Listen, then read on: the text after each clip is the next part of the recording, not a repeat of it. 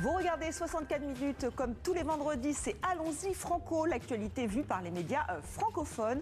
Un sujet d'actualité qui divise ce soir, mais qui nous concerne tous et toutes, l'aide à mourir.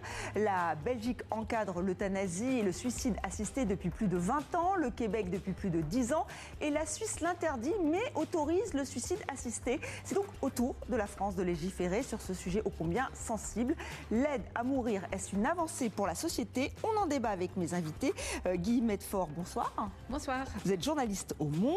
Avec vous, Adeline Percept, correspondante de la RTBF, nos partenaires belges, donc à Paris. La Belgique pionnière sur ce sujet.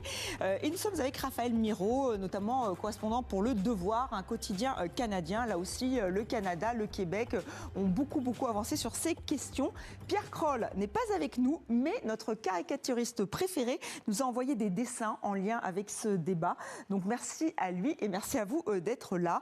Il aura donc fallu 4 ans de débat pour que la France vote cette loi sur la fin de vie. Une décision alors saluée par un ardent défenseur de ce droit, Charles Bietri, que vous connaissez certainement, ancien journaliste sportif, aujourd'hui atteint de la maladie de Charcot. Et il a posté ce message le jour du vote: « Je ne mourrai pas en Suisse. Les députés ont changé le cours de ma mort », puisqu'il avait donc décidé de partir en Suisse, comme beaucoup de Français, pour cette fin de vie. Et donc il espère aujourd'hui bénéficier de cette loi en France. Autre témoignage, celui de Sophie Viry. C'était aux 20h de France 2 ce mercredi. Sophie Viry, 57 ans, est atteinte d'une maladie dégénérative incurable. Elle est complètement dépendante. Depuis 5 ans, ses douleurs sont devenues intolérables. Elle veut pouvoir bénéficier de cette loi. On redevient un papillon. On sait qu'on a la liberté de mourir. Je vais vous dire, peut-être même que pendant quelques jours, on ne souffrira plus. Tellement on se sentira libre. Tant on se sentira apaisé. Voilà, question difficile entre le droit de mourir avec dignité et aussi le devoir de protéger les plus vulnérables. La France a mis beaucoup de temps, plus que la Belgique, le Canada, on vient de l'évoquer. Comment vous l'expliquez, Guy Medfort ? Il y a eu tout le processus démocratique, la Convention citoyenne, le fait qu'il y ait eu une dissolution de l'Assemblée. Mais je crois que ce qu'il y a eu aussi, c'est finalement l'absence de fracture politique très claire sur le sujet. On dit, les 3 quarts des Français sont pour. Mais en fait, au sein des partis, c'est pas si simple. Il n'y a pas, comme il y a eu pour le mariage homosexuel, où il y avait une fracture générationnelle, où des fois il y a des fractures de gauche-droite. Là, on voit que les partis eux-mêmes n'avaient pas de doctrine très claire. On voit qu'il y a plein de députés qui n'ont pas voté en fonction des doctrines de leur parti. On a entendu énormément de gens qui évoquaient des expériences personnelles, comme si c'était quelque chose qui relevait de l'intime, plus que de l'appartenance à un parti. Et l'ensemble a donné l'impression que c'était plus 500 vies, 500 personnes qui avaient voté que des représentants de partis. Et donc, reproduisant un peu les hésitations sociétales sur le sujet. Et je trouve même que, autant par exemple, quand on demande aux gens, derrière le chiffre des 3 quarts qui soutiennent cette loi, quand on demande aux gens comment ils se situent par rapport au mariage gay, à l'IVG, à l'impôt sur les grandes fortunes, ils ont des réponses très très claires. Et là, les gens répondaient plutôt: moi, je suis plutôt pour, ou je suis plutôt contre, ou j'ai quand même des réserves là-dessus. Donc, je pense que ce temps a aussi traduit la complexité cette question. Des convictions sur le sujet. Alors en Europe, on va voir cette carte. Là, on parle d'euthanasie. On voit aussi qu'il y a des lois très variées allant d'une autorisation totale à sa merci Adeline, en toutes circonstances. Donc on voit que vraiment, même en Europe, c'est vraiment très très varié. Mais est-ce que vous analysez cette question française, cette position française comme Guillemette, ou est-ce que c'est un pays plus conservateur? Quel est votre point de vue? Moi, contrairement à Guillemette, par rapport au Québec, j'ai trouvé que la question était peut-être un peu plus clivante en France, parce qu'on a quand même vu qu'à droite, chez LR, UDR, le RN, ça votait plutôt contre l'euthanasie, et à gauche, ça votait très, très majoritairement pour. Nous, au Québec, ça a été presque unanime l'Assemblée nationale sur le sujet. Ça a été un processus qui a été aussi long. Ça a duré 5 ans, nous, entre le début de consultation publique et l'adoption par l'Assemblée nationale. Mais c'est vraiment un projet qui a été porté tout le long de manière transpartisane, qui a été porté même par une députée d'opposition à ce moment-là, qui est devenue un peu la porte-parole de la loi. Et on voyait, nous, c'était comme en France, il y avait 90% environ des Québécois qui étaient pour l'euthanasie, mais dans l'espace médiatique, ça a été encore plus nuancé qu'en France. On n'a pas vu de lettres d'opinion ou de médias qui étaient frontalement opposés à l'euthanasie. C'était un peu comme le disait Guillemette,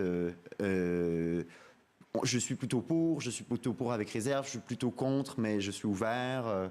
C'était vraiment un débat de société, quoi. Un débat de société. Alors en Belgique, cette loi a plus de 20 ans. Et alors, il y a un petit dessin que je vais vous passer de Pierre Kroll, qui a pensé à nous. Voilà, alors qui est un peu dur, poussez-moi. Adeline, aujourd'hui, est-ce que c'est encore un sujet en Belgique ?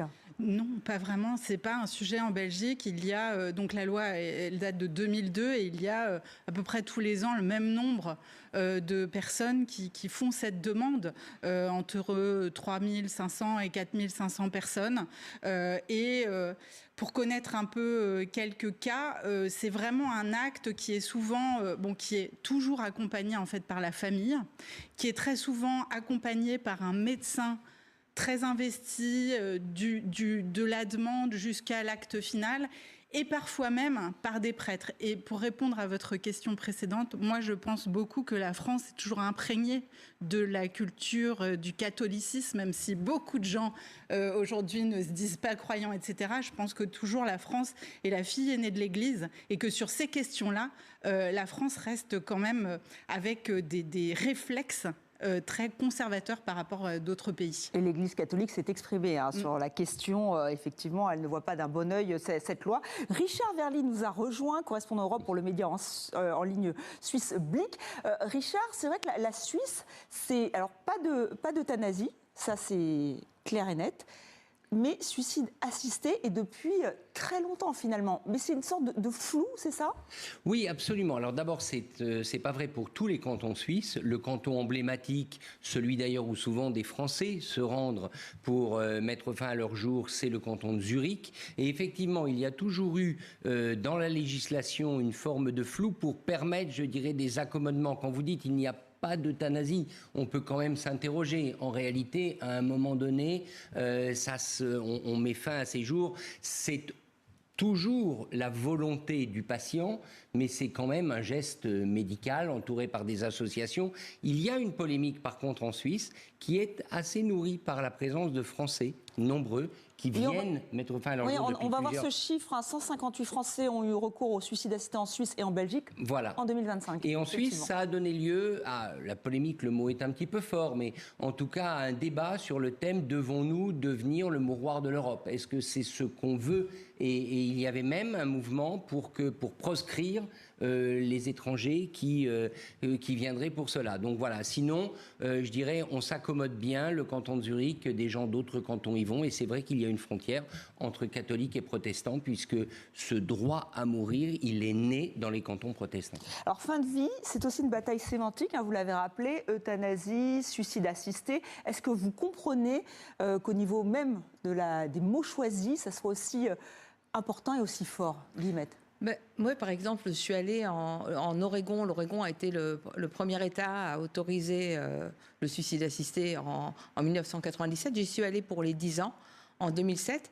Et ce qui est intéressant, c'est que là-bas, on n'a pas le droit, la loi précise qu'on n'a pas le droit d'en parler comme d'un suicide assisté. Et le certificat de décès note la maladie du patient plutôt que le mot suicide. Alors je pense que c'est à la fois pour préserver le patient, son entourage, et aussi pour des questions légales, pour les questions d'assurance vie, des choses comme ça.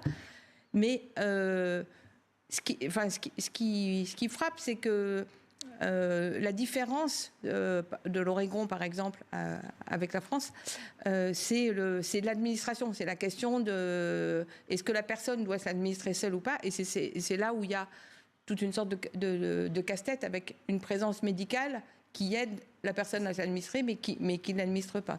Et là, on reviendra sur les soignants qui sont en première ligne, évidemment. Il y a cette clause de conscience en France. Ils ne seront pas obligés d'aider à mourir s'ils ne le veulent pas. Mais juste pour revenir sur ce débat français, je voulais vous montrer cette tribune donc dans le Figaro. Michel Houellebecq s'est investi pour dire tout le mal qu'il pensait de cette loi. Bon, on peut s'en étonner ou pas. Vous me dites que finalement, dans vos pays, ça n'a pas du tout été le cas. C'est vraiment pas ce qui s'est passé. En tout cas, maintenant, il n'y a plus les manifestations. Là, vous voyez, encore quand la loi a été votée, il y a eu cette manifestation aux abords de l'Assemblée nationale. Je veux dire, ces groupes seront toujours contre. Et ils vont réapparaître ici en France dès qu'on sera dans un nouveau débat sur cette question-là. Alors qu'en Belgique, ces groupes-là, on ne les entend plus du tout aujourd'hui. Oui, et le temps a passé aussi, plus de 20 ans. Le temps a passé. Moi, je rajouterais que le texte de M. Houellebecq était quand même empreint d'un certain conservatisme religieux dont parlait Adeline tout à l'heure. Il évoquait la décadence de la civilisation occidentale. Il y a des questions comme la peine de mort, comme le mariage homosexuel. Il pourrait peut-être publier ce texte-là au Québec, mais je pense qu'il aurait beaucoup de misère à trouver des gens qui sont d'accord avec lui. Et aussi dans le ton, on a vu, il y a eu la lettre de Michel Houellebecq, mais il y a eu beaucoup de lettres d'opinion qui ont été écrites de manière très acerbe en France. Nous, quand le débat sur l'aide médicale à mourir est réapparu il y a quelque temps, ça a été sous la forme d'une pièce de théâtre qui interrogeait un peu le phénomène. Et c'est tellement une discussion plutôt qu'un débat que même la députée qui a à l'époque poussé pour ce projet a participé à la pièce. Donc, en fait, c'est vraiment dans un esprit de consensus au Québec qu'on retrouve peut-être moins en France, peut-être à cause de la position très virulente de l'Église catholique sur le sujet. Moi, je voudrais revenir sur le Québec qui a été, ils ont été auditionnés justement parce que, pareil, les députés voulaient avoir les points de vue des différents pays. Et vous dites, Raphaël, en fait, le Québec a été présenté comme un repoussoir. Pourquoi ? Oui, parce que dans les 3 dernières années, il y a un chiffre qui est apparu dans le débat public québécois qui est que 7,9% des décès aujourd'hui au Québec sont faits par l'aide médicale à mourir. Et ça, même au Québec, ça a beaucoup interrogé. On s'est posé la question de pourquoi est-ce qu'autant de gens ont besoin d'avoir accès à l'aide médicale à mourir? Est-ce que ce ne serait pas parce que nos soins palliatifs ne sont pas assez développés? Il y a eu un rapport d'enquête qui a été publié par l'Assemblée nationale qui semblait dire que non, les patients qui étaient interrogés ne citaient pas ce manque-là de soins et c'était plutôt des patients qui citaient une souffrance intolérable qui est née à la maladie, donc les exemples classiques, maladie de Charcot, cancer et maintenant Alzheimer, parce que c'est aussi permis pour la démence au Québec. Alors qu'en France, pour l'instant, non, pas de maladies comme Alzheimer, Parkinson. Il faut qu'il y ait une lucidité de la personne qui demande cette aide à mourir. Donc on voit qu'on n'a pas les mêmes critères. On a voté une loi a posteriori pour qu'on puisse demander à l'avance l'aide médicale à mourir. Ça a été inclus dans la loi belge dès le départ. C'est-à-dire que si on sait qu'on est atteint d'Alzheimer, mais qu'on est encore tout à fait conscient, on peut demander. D'accord, alors que là, ça sera un débat à venir, peut-être pour l'instant. Alors peut-être ça sera rajouté sur la loi, mais ici, non. Il faut être conscient et pouvoir demander de manière totalement, encore une fois, consciente. Donc pour l'instant, ce n'est pas du tout le cas. Guillemette, vous vouliez réagir à ce qu'avait dit Non, parce que je serais plus nuancée que ça concernant l'Église. Parce que la conférence des évêques, c'est une chose. Après, d'abord, les pratiquants catholiques en France, c'est 6% de la population, donc c'est quand même un chiffre très bas. Et ensuite, parmi les catholiques, je pense dans la religion catholique, il y a quand même un double impératif. Il y a la sacralisation de la vie, mais il y a aussi la compassion. Et donc, je pense qu'il y a beaucoup de catholiques qui sont beaucoup plus tiraillés que ce qu'ils entendent à la messe le dimanche. Et un autre truc qui m'a frappé, c'est que souvent, les députés, les soignants, enfin tous les gens qui donnaient leur avis sur le sujet, quand ils étaient contre, ils disaient ce n'est pas pour des raisons religieuses, comme si les religions religieuses vous disqualifiaient forcément en France. Alors que ça pouvait être un argument, comme ça peut être un argument philosophique. Mais je trouvais qu'il y avait un effort chez ceux qui étaient contre de préciser non, ce n'est pas pour des raisons religieuses. Et, Raphaël, juste pour revenir sur cette pièce, vous l'évoquiez tout à l'heure, parce qu'effectivement, au Québec, parfois, ça va vite, trop vite. Ça. Et ça, c'est un problème. On rappelle le titre. Voilà, c'est comme commander un sandwich, on peut commander sa mort. C'est un peu l'objet de la pièce. Le titre de la pièce, c'est Club Sandwich Mayonnaise, parce qu'apparemment, le médecin a demandé au père de la metteuse en scène qu'est-ce qui vous je ne sais pas comment expliquer la scène, mais il lui a demandé est-ce que vous voulez l'aide médicale à mourir, et il a répondu oui, club sandwich mayonnaise, comme si c'était quelque chose d'automatique qu'on commanderait dans un restaurant. Et ce qui a choqué la metteuse en scène et qui a démarré un peu la réflexion autour de la pièce, c'est qu'en fait, entre le moment où son père a annoncé à sa famille en fait qu'il avait l'aide médicale à mourir et le moment où il l'a obtenu, il s'est écoulé 24 heures. Donc évidemment, la famille a été un peu traumatisée par ça. Après, justement, je vous disais que la réflexion qu'il y a eu autour de la pièce, c'est que peut-être que lui avait demandé à l'avance, avait eu une réflexion avec les médecins à l'avance sur ce sujet-là, et que juste au moment où c'était devenu insupportable pour lui, il a eu très vite. Mais au Québec, quand cette situation-là a été évoquée, ça a quand même causé un certain malaise qui accompagnait ce malaise face au chiffre de 7,9 % qui est quand même élevé et qui permet de se poser des questions, quoi. Et qui pose des questions. Est-ce que le temps, là je crois que c'est 15 jours et encore 48 heures avant de prendre les médicaments qui vont vous faire mourir, est-ce que là aussi la durée du temps a été réfléchie, posée? Comment ça se passe en Suisse par exemple? Oui, effectivement, il y a une durée. Alors elle dépend des cantons. Donc, je n'ai pas le détail des cantons. Je sais que entre le moment où vous faites la demande et le moment où vous pouvez passer à l'acte, si je puis dire, dans le canton de Zurich, en général, il y a au minimum un mois. Un mois au minimum. Et ensuite, il y a un autre délai qui est celui, le moment où vous arrivez dans l'appartement de l'association, parce qu'elles ont des appartements spécialisés, cette association, qui vont vous donner les médicaments sous suivi médical, etc. Et là, en général, je crois que vous arrivez, c'est 48 heures, puisqu'il y a un moment où vous êtes avec la famille, etc.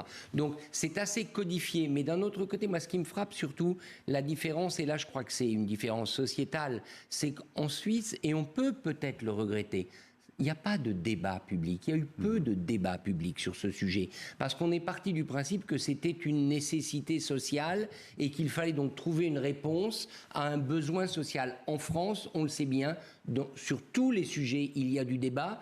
Ça peut être choquant quand ça prend la forme de la tribune de Michel Houellebecq, mais je trouve finalement que c'est assez salutaire. La France ose poser toutes les questions que nos pays, je parle en tout cas pour la Suisse, par pudeur, par volonté de conserver le consensus social, n'ose pas poser. Donc il y a un côté salutaire dans le débat français.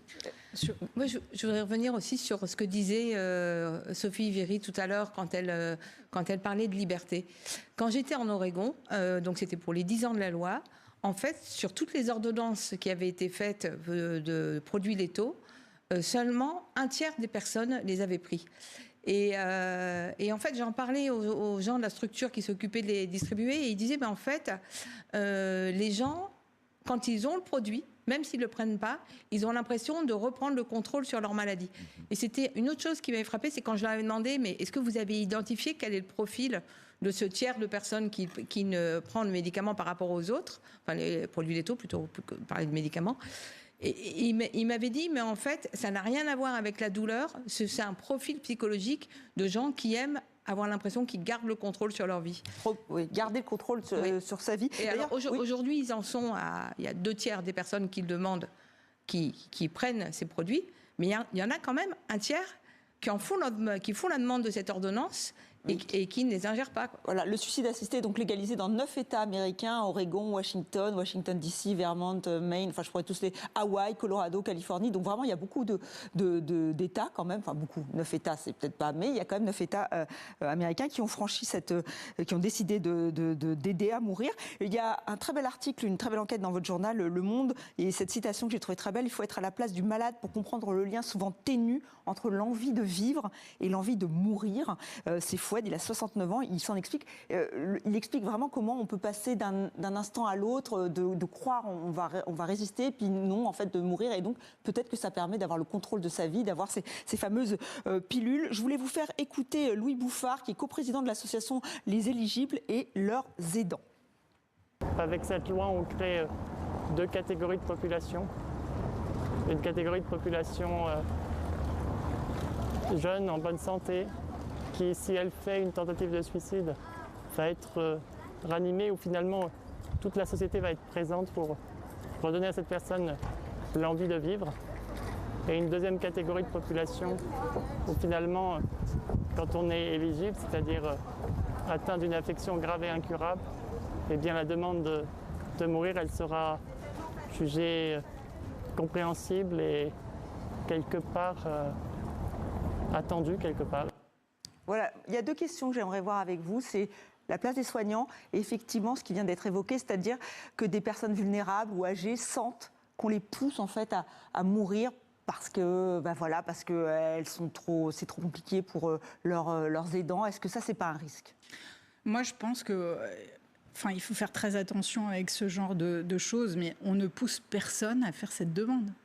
Enfin, oui, mais il y a des médecins, avoir par exemple, le droit. Ils refusent ils veulent voir les gens seuls et pas avec leur famille parce que peut-être pression. Enfin, c'est des questions. Oui, bien sûr. Non, mais ça, c'est inscrit dans la loi belge, sans pression extérieure. Et d'ailleurs, ça fait partie vraiment des garde-fous de la loi belge, c'est-à-dire que en plus, on va faire plusieurs rendez-vous avec la personne. Donc, je ne connais pas la période pendant laquelle, mais je dirais que ça s'étale quand même au moins sur plusieurs mois, parce qu'il faut que la demande soit répétée, qu'elle soit réfléchie et qu'elle soit énoncée à plusieurs médecins sans pression extérieure. Donc là, on a quand même introduit dans la loi belge suffisamment de garde-fous qui font que on exclut quand même cette question des personnes vulnérables. Dans la société française, il y a un autre débat, mais qui, à mon avis, n'a pas lieu sur le débat de l'euthanasie, c'est que fait-on des personnes vulnérables? Et c'est un vrai débat. J'entends tout à fait ce que dit ce témoin, parce que la société française, oui, a un problème avec les personnes vulnérables,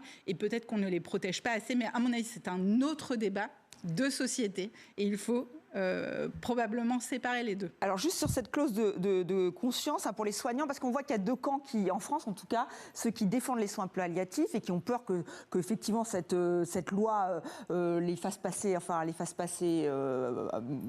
qu'on en parle moins des soins palliatifs. On va voir C'est ma vie, c'est ma mort. Alors, c'est dessin de Pierre Kroll aussi. Est-ce que vous êtes d'accord avec ça? Le fait que les soins palliatifs soient un peu les grands oubliés. Moi, je pense que la suspicion dont vous parliez tout à l'heure, elle n'existerait pas si on n'avait pas derrière nous les morts de la canicule de 2003, l'enfermement des vieux pendant le Covid et, d'une manière générale, une espèce d'injonction à l'autonomie, ce que Houellebecq dénonce, qui est quand même en partie fondée. Si vous prenez, par exemple, en France, l'incinération, on est passé de 1% d'incinération à 60% d'intention aujourd'hui. Et quand la ville de Paris a fait un sondage en demandant aux gens pourquoi ils voulaient être incinérés, 59% ont répondu pour ne pas peser sur leur entourage, pour ne pas être une source de préoccupation.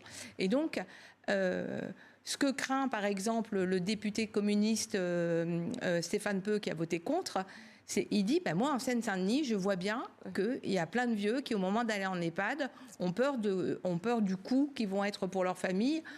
L'idée de la peur d'être une charge, au lieu de dire, en fait, dans la vie, on est dépendant. On est dépendant quand on est enfant, on est dépendant quand on est vieux.